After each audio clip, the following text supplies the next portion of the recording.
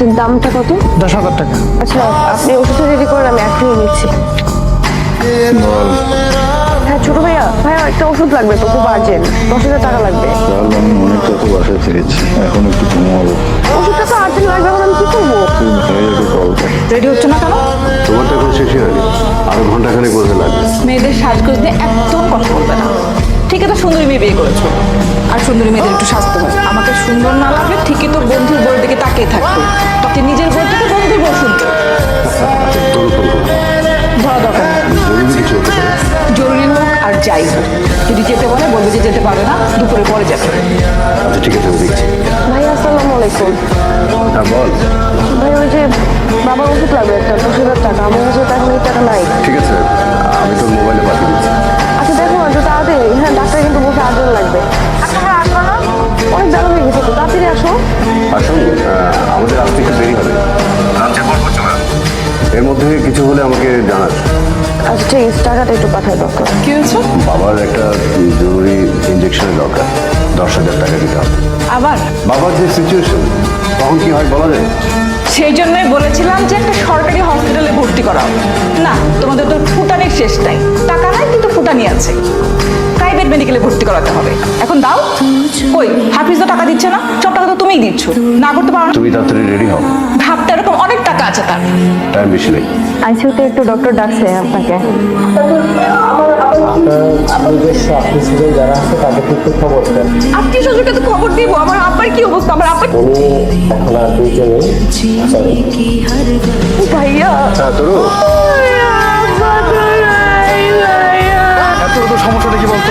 বারবার ফোন করে যাচ্ছিস, সকালে একবার ফোন করে ঘুম ভাঙালি, এখন আবার ফোনের পরে ফোন করে যাচ্ছিস।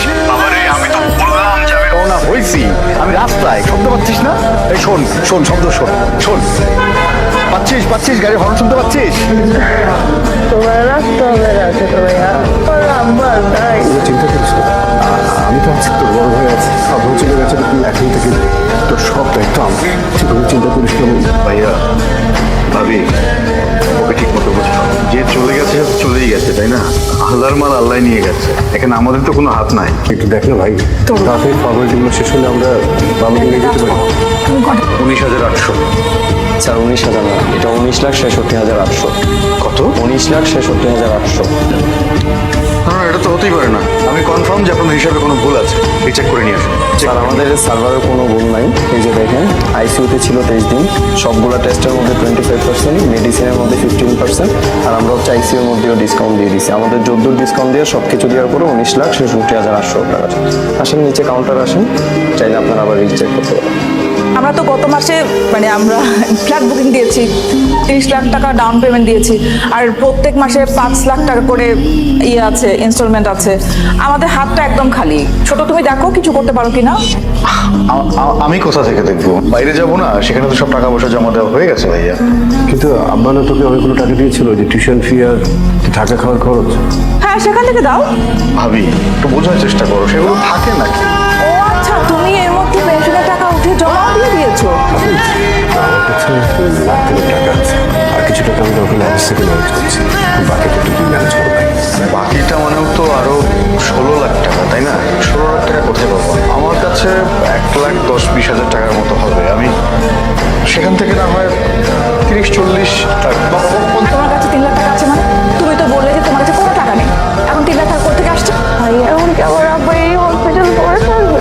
তোমরা কি টাকা টাকা শুরু করলা? ভাইয়া ভাইয়া আমার আব্বার এখান থেকে বের করো না, আমার কাছে একটু যাই আমি। টাকা দিয়ে কি হবে, আমার বাবা নাই। এদিকে আসো। কি বললে? তোমার কাছে 3 লাখ টাকা আছে মানে? আমি জানি না কেন। আর সেদিন যে মার্কেটে গেলাম, গিয়ে বললাম যে গোল্ডের একটা চুড়ি আমার পছন্দ হয়েছে, মাত্র 1.5 লাখ টাকা, আর তুমি বললে তোমার কাছে কোনো টাকা নেই। এখন 3 লাখ টাকা কোথা থেকে আসছে? সিকিউরিটি মানি হিসেবে ছিল, বাবা হসপিটালে, তোমাকে বুঝতে হবে। ও বাবা হসপিটালে, আমি আমি আমি তোমার ওয়াইফ না? আমার প্রতি কোনো দায়িত্ব নেই তোমার? তাহলে দোষ আমার মার কিছু গহনা আছে, বুঝছো আমার কাছে, ধর 5 ভরি হবে, তুমি সেগুলো একটু বিক্রি করে একটু 10 লাখ টাকার একটু ম্যানেজ করে দে না। দোষ আমি দিয়ে দিব টাকা, বিশেষ করে আমার এই মুহূর্তে টাকার অনেক দরকার। প্লিজ দোষ একটু ম্যানেজ করো, জায়গা একটু টাকা ম্যানেজ করো না ভাবি। আমি কিভাবে টাকা ম্যানেজ করবো? না ভাই আমি জানি তুমি আঙ্কেলকে বলে টাকা ম্যানেজ করতে পারবো ভাবি, তুমি একটু ম্যানেজ করো না ভাবি, আমি তোমার হাত ধরে বলতেছি ভাবি, একটু ম্যানেজ করো না ভাবি। আমার একটা বুদ্ধি আছে, আমি টাকা ম্যানেজ করছি।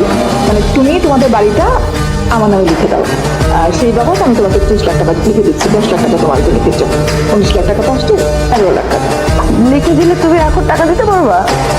আমরা কেন, টাকা তো আপনার কাছে চাইলেই হবে, আবার টাকা বাকি থাকে তো। আমি আমার বাবাকে নিয়ে যেতে পারবো এখানে? আমি দিতে পারবো না কেন, অবশ্যই পারবে, লিখে দিলেই হবে আমার। ভাবে আমি লিখে দিব, তুমি তুমি পেপার দাও, আমি লিখে দিই। আমার বাবাকে একটু নিয়ে যাবো। আচ্ছা আচ্ছা আচ্ছা, বাবা, হ্যাঁ, খুব ভালো বুদ্ধি ভাবি। আমরা এখন বিপদে পড়েছি তো, এই বিপদে ফেলে আমাদের বাড়িটা তোমার নামে লিখে নিতে যাচ্ছ, তাই তো? চমৎকার, তোমার বুদ্ধির তারিফ করতে হয় ভাবি। ভাবি সমস্যা নাই, আমি আমি লিখে দিচ্ছি ভাবি। তুমি কি এখনই টাকাটা দিতে এই পারবা? জন্য না কারো মানে বিপদে কারো সাহায্য করতে নেই। ঠিক আছে, করো না, তোমার সাহায্যের দরকার নেই তো। আর তুই কি বললি, তোর অংশ লিখে দিবি? আমার অংশ লিখে দিই ভাইয়া, আমার তো লাস্টটা নিতে হবে না। ঠিক আছে, যে তুই তোর অংশ লিখে দে, আমি আমার অংশের বিন্দু মাত্র ছাড় দেবো না। তুমি কি জানো এই জায়গাটুকুর দাম কি পরিমাণ? এই জায়গাটুকুর দামই আছে মিনিমাম 1 কোটি টাকা।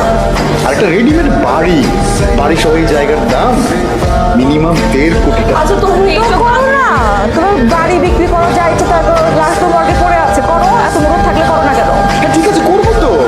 আমাদের বাবা তো, তাই না? আমাদের তো করতেই হবে। তোমার মধ্যে এরকম কুবুদ্ধি নিয়ে তো সোর্স দিয়েছে, সেটা অ্যাকসেপ্ট না করলে করবি না, কিভাবে ব্যবহার করবি? আমি ক্লিয়ার বুঝতে পারছি, এগুলো তোমার দুজনে প্ল্যান করে এখানে এসেছো, তাই এই না? ছোট বড়দের সাথে কিভাবে কথা বলতে হয় জানো না? জানি জানি, এবং তোমরা আমাকে আরো ভালো করে শেখাচ্ছ যে কি করে কথা বলতে হয়। স্যার আপনাদের বিল পেড হয়ে গেছে, আসেন নিচে আসেন, বাকি ফর্মালিটি শেষ করে আপনারা চলে যাবেন। বিল? এই তুমি যে একটু আগে নিচে গেলে, তুমি বিল দিয়ে যাও না তো? আরে আমি বিল করতে দেবো, আমি তো সিগারেট খেতে গেছিলাম। তাহলে বিল দিল কে? মা বাবা নেই, বাবার জন্য দোয়া করুন। আপনি? আমি এসছি। আপনি কেন তার অ্যাম্বুলেন্স রেডি? স্যার গাড়ি রেডি, আমি অ্যাম্বুলেন্সে যাব, আপনারা আমার গাড়িতে যান। মা বাদ জোহর বাবা জানাজা দেব, দোয়া করো। ভাইয়া বৃষ্টি নামতেছে তো, ছাতা লাগবে না? আমার বাবা এখানে ভিজতেছে। তোর কি করতেছো তুমি এগুলো? আরে আমার বাবা তো এখানে ভিজতেছে। ভাবছো কিছু? অনেক চিন্তায় পড়ে গেছে যে সরকারি হাসপাতালে নিয়ে যাই। না, তোর জোর ধরলো, তুইও বললি যে ঠিক আছে চলো নিয়ে যাই। এখন কত টাকা বিল হলো হিসাব আছে? আর একবার ভেবে দেখেছিস টাকাটা যদি ওই ছেলেটা শোধ না করতো তাহলে কি অবস্থাটা হতো? কি আর হতো, প্রেস্টিজ যেত। আমি কি একটু কথা বলতে পারি? বলুন। আমি যতদূর জানতাম বাবার শেষ ইচ্ছা ছিল, আপনাদের বাবার শেষ ইচ্ছা ছিল যে বড় মায়ের কবরে তার কবরটা হবে। তুমি এত কিছু জানলে কি করে? আপনাদের বাবার সাথে আমার কথা হয়েছে, এবং আমি এটাও শুনেছিলাম যে প্রায় নাকি বড় মাতা স্বপ্নে আসতেন, এবং ঘুম ভাঙার পর সে নাকি বেলি ফুলের ঘ্রাণ পেতেন। আমি একটা বেলি ফুলের গাছ অ্যারেঞ্জ করেছি, ও আর আপনাদেরকে বলা হয়নি, আমি কবরটাও অ্যারেঞ্জ করেছি। আপনি আসলে কে? আমার বাবাকে আপনি বাবা বাবা করছেন, আমার মাকে বড় মা বলে ডাকছেন। এক্সাক্ট উদ্দেশ্যটা কি আপনার? আমার উদ্দেশ্য, ভাই বৃষ্টি বাদলের দিন তো পানি টানি উঠে দিতে পারে, চলেন যাই। ভাবি ওটা কি তোর জামাই? আর কয়জনের মুখ বন্ধ করবে? হ্যাঁ, চোখ গরম করে আর কয়জনের মুখ বন্ধ করবা? এলাকার সবাই তো বলতেছে। কি বলতেছেন ভাবি? কি বলবো, আমি তো সত্যই বলতেছি, আর আমি তো ভালো করে বলতেছি। লোকজন তো বলতেছে জারজ সন্তান, অবৈধ সন্তান। তোমার আব্বা একটা বিয়ে করছিল, কি সম্পর্ক ছেলের সাথে তোমার? হঠাৎ করে তোমার জন্য এত কিছু করতেছে। সত্য কথা বললেই তো। ভাবি ওই লোকটার সাথে আমার কোনো সম্পর্ক নাই, এই ব্যাপার তুমি আর কোনো কথা বলবা না।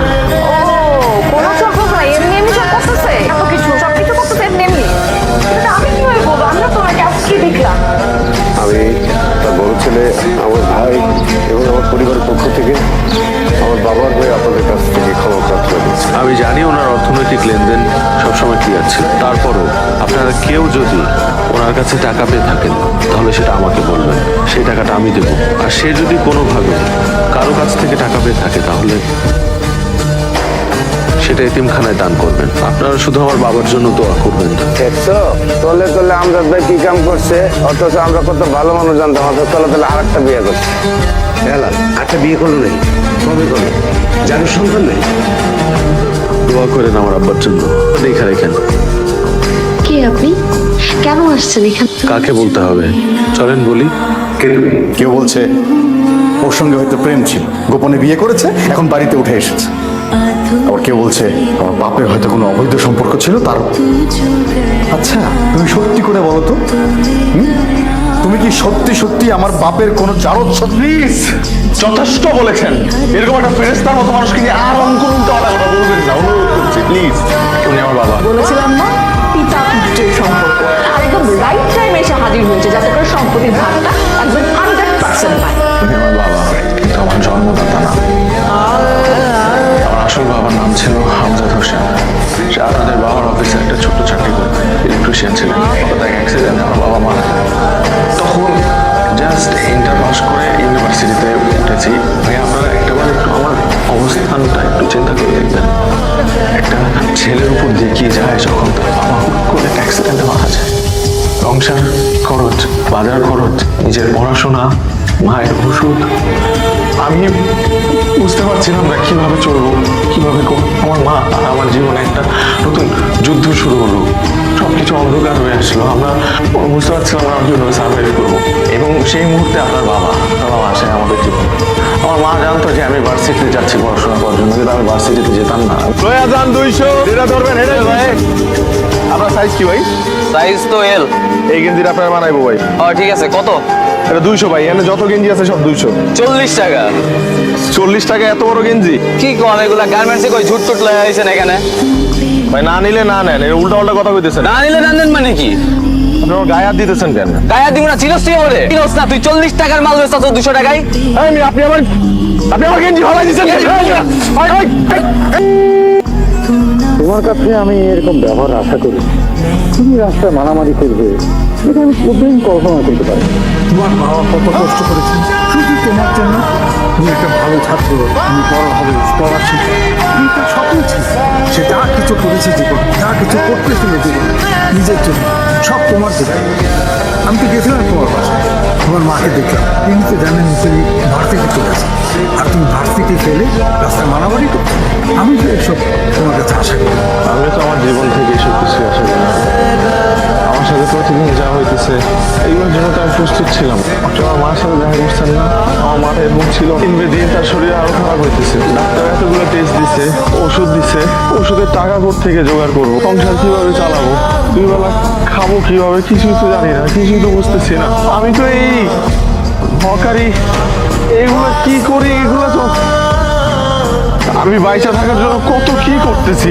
আমার বাবার কথা বলেন, আমার বাপটা তো হুট করে মরে গেছে। যাওয়ার আগে তো আমার একটাবার বলে গেল না যে আমি আমার মা কিভাবে বাঁচবো, তাদের ছাড়া কিভাবে সার্ভাইভ করবো। আমার মাথার উপর তো বটগাছটা সরে গেছে, আমার মাথায় হাত রাখার তো কেউ নাই। সবাই শুধু বলে হয়ে যাবে, দেখতেছি, আশা দেয়, কিন্তু কেউ মাথায় হাত রাখে না। আমি এটি হয়ে গেছি আমার বাপটারে ছাড়া। কে বলছে তোমার বটগাছ নেই? আজকে থেকে আমি তোমার বটগাছ। আমি তোমার মাথায় হাত রাখলাম। তোমার পড়াশোনার সমস্ত দায়িত্ব আমার, তোমার মায়ের চিকিৎসার সমস্ত দায়িত্ব আমার। তুমি পড়াশোনা করো, আজকে থেকে আমি তোমার বাবা। আগে কি নিয়ে আমার জন্মদিন, বাবার সাথে কথা ছিল আমার আজকের জন্মদিনটা আমরা একসাথে পালন করি। বাবাকে যে সারপ্রাইজ দিব, বাবা কত খুশি হয়। কিন্তু বাবা ওটা নিচে আমাকে সারপ্রাইজ দিয়ে চলে গেলেন। আমার সাকসেস দেখতে পেলেন। বাবাকে গত 10 দিন যাবত কত ফোন দিলাম, বাবা ফোন ধরলো না। আজকে আমি জানতে পারলাম বাবার এই অবস্থা। আমি বাবাকে শেষবারের মতো একবার দেখতে পেলাম, একটাবার দেখতে পেলো না। ওটা আগে যদি আসতাম তাহলে হয়তো বাবা আমাকে একটা করে দেখতে পেত। আজকের যেই অবস্থান সেটা শুধুমাত্র এই মানুষটার জন্য।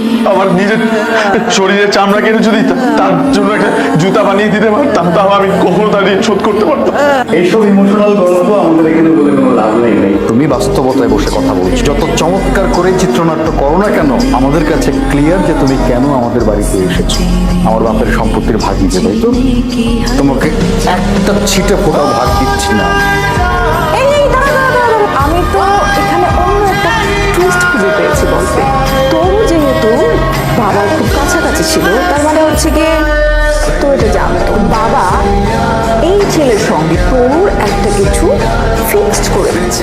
আমি বিশ্বাস করেন আমার কোনো স্বার্থ নেই ভাবি। আজকাল পৃথিবীতে স্বার্থ ছাড়া কেউ কারো জন্য কিছু করে ভাবি। সবাই তোমাদের মতো এরকম স্বার্থপর। মুখ সামনে কথা বল, বড়দের সাথে এইভাবে কথা বলতে হয় না। এখানে কে বলো ভাইয়া? তোমরা বলো, তোমরা বড়দের কোনো ভূমিকা এখানে পালন করছো? বাবা মনে হচ্ছে শুধুমাত্র আমার একার ছিল। একটা লাশ নিয়ে তোমরা কি করলা? ছি, তোমরা বাবার সন্তান। বাবা না তোমাদের মতো এরকম দুটো অমানুষ জন্ম দিয়েছে। অ্যাটলিস্ট একজনকে তো মানুষের মতো মানুষ তৈরি করে দিচ্ছে। ভাইয়া, আমি আপনার কাছে হাত জোর করে রিকোয়েস্ট করছি, আপনি এদিকে চলে যান। আপনি প্লিজ চলে যান। Happy birthday. Thank you. Sorry. Sorry কেন? তুই তো ঠিকই করছিস। তুই যা করছিস তো পরিবারের জন্য করছিস, আমাদের বাবার জন্য করছিস। তুই কেন সরি বলতেছিস? বাবা সবসময় চাইতেন যে তুই ভালো কোথাও পড়াশোনা কর। সেই কারণে তোর জন্য একটা সে এফডিআর করে রাখছিল। যে এফডিআর কথা শুধুমাত্র আমি জানতাম, এবং আজকে আমি যে অবস্থানে আছি শুধুমাত্র তার জন্য। Happy birthday to you.